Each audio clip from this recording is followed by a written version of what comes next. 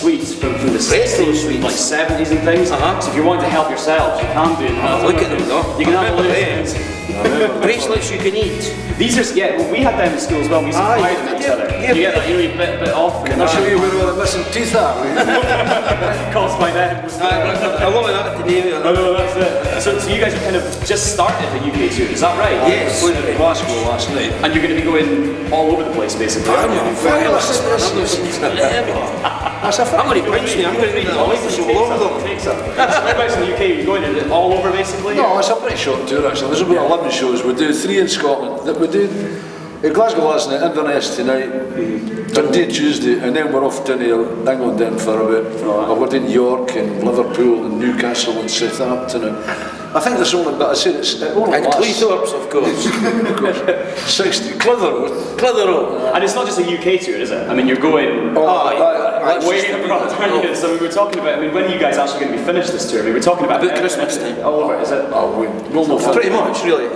We'll not finish touring until December, you know, because we've got to. Well, we finished this tour, well, the British part, then we've got a couple of days off, I think, or a day or something. Then we got a day's all you need. Alright, and we go up to Sweden for 2 festival kind of thing, indoor festival things. And then we got a couple of weeks, then we got a week off somewhere. And then it's Poland, Germany, Austria, Switzerland, Belgium and Holland. Not busy at all, you know, just... No, really. No, it's just... that's all what's happening going on now. This is it. And we finish that one, it's Canada, and then after that it's Brazil, and it's Russia. That's crazy. So I mean, that's what's happening just now. I mean, let's kind of rewind it all back. How did it all begin? We're just more music fans, basically. And, we went to school together, we were pushing football. So the boys started the alternative choice, isn't it? And so we did that. Pete and them had a band, and I used to hang with them and that. I was just buddies, we went to school together and stuff. And eventually got a little bit more serious, and we started doing decent cover stuff, and then we got into soul music, we did a bit of that. And then in '68 we decided, because the old name of the band was the Shadettes, and we thought it was very dated by that point. Was it, yeah? I wanted rid of that, basically. It was dated when we called it that. No, we didn't know.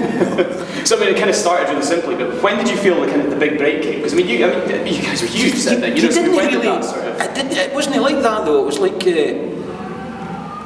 one of the things was we were driving to Brighton or Bristol or somewhere for a gig, and we heard The first hit we got was in '73. Broken Down Angel was on. We'll play the it radio. right, because if we didn't play it, they asked for their money back. Right, okay. So you get a channel point for that kind of thing, is it? So I mean, did you feel that was the kind of point where there was that sort of definitely. Well, you realised that you were actually getting in the charts, so people have heard of you, you know. But up until then, it was just all about the music and just playing tomorrow. I mean, it wasn't really a big deal. Do you still find that you've still got the kind of same fan base from then? Or are you collecting absolutely new people? I mean, you know... We have got a lot of people the same age as me coming to see us, but we've got a lot of young people now as well.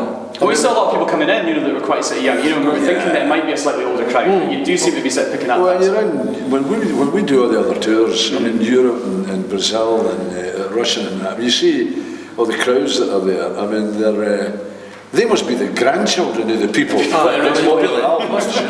So you're playing to generally a fairly young crowd, you know. I mean, who would be daft enough to come out and stand crushed up like that anyway? I certainly wouldn't. That's it. I mean, you have been involved in it's over 40 years now, is it? Yes. What's the sort of biggest change that you've seen in the kind of music scene? Well, music used to be an audio thing. It's a visual thing now. Yeah. You know, it's. I mean, I watch MTV and the rest, you know, whatever, Sky or whatever. You get all these channels, you know, and you flick through it every now and again to see what's going on. I don't know anybody that looks that good. Mm-hmm. You know, everybody's beautiful and stunning. This is it. And boys and girls. So you find this quite a sort of false thing? Well, I just think it's a bit odd, and I think a lot of young kids now think it's a bit odd. So it's for every reaction there's a reaction. Yeah, you know what I know what you mean. Yeah. And I think a lot of young kids are going, oh, come on. I went to school and there was some nice looking girls, but nothing like that. Yeah, this is it. The biggest change in the business is that there's no record business anymore. No, it's downloads, isn't it? It's all downloads. Business. You know, you make a record now and everybody steals it. Yeah, I mean, you guys have got your new album out now, isn't it? 22nd album. How's that going then? I mean, is it got it on iTunes now as well? I mean, it's iTunes, get it on iTunes. It's doing as good as we could expect it to do. because we're not ever going to be like, you know, the darlings of the press. We never were, you know. And it's probably not what you want. No, particularly. So the people that want to buy it, I'll buy it, and that's fair. It's a bit the same like what ourselves, Deep Purple, Uriah Heep. I mean, these guys are all still recording. They're not going to be in the charts. Yeah, because that's not what it is. There's no charts really anymore. You know, they're just giving the kids, their fans, the new stuff. Well, this is, I mean, that's what we were sort of talking about. I mean, we interview a lot of new acts as well, sort of thing. And I mean, we always ask them, you know, what's your aim? You know, what would be that point where you think that's my big break? I mean, for you guys, what's the aim now, sort of thing? I mean, you've done the sort of charts thing, sort of thing. What is the sort of aim? Just to enjoy it. I mean, yeah. And you can relax a bit now. I don't feel any pressure now. You know, I mean. Because I don't really care what the press thinks. And you prove yourself, you know what I mean? I think that's the sort of thing, you know, a lot of new acts out there to prove themselves. And it's like, so it's just, obviously you'd like more people to get into your music and you would like it to be played on mainstream radio, but I don't think that's ever going to happen. Mm-hmm. Unless, you know, something quirky happens or whatever, yeah. You know.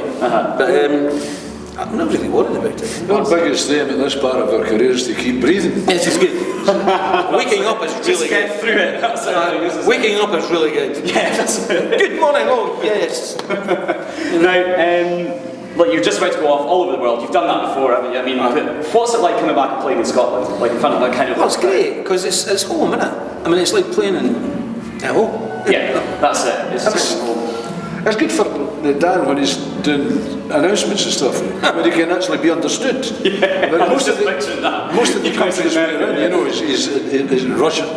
I mean, they just don't get a Fife accent. No, just don't get it. Just play the music. You just kind of say thank you, you know. And we know he knows how to say thank you very much in about 50 different languages. But that's it. That's a lot.